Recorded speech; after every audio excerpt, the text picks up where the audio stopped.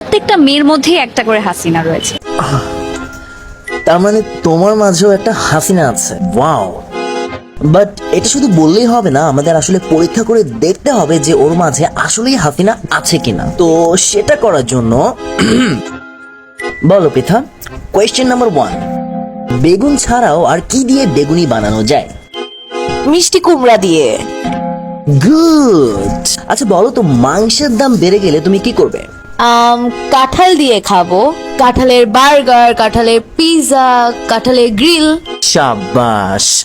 ডিমের দাম বেড়ে গেলে তুমি কি করবে?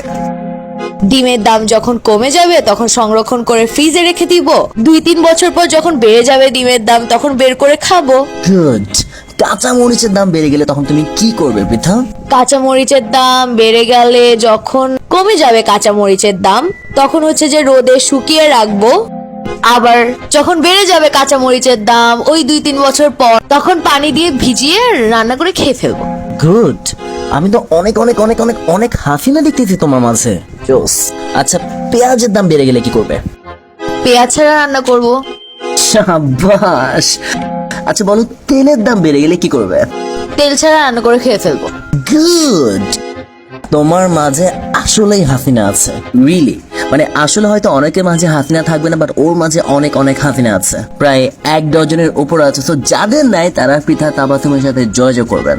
বাঙালি প্রত্যেকটা মেয়ের মধ্যে একটা করে হাসিনা রয়েছে।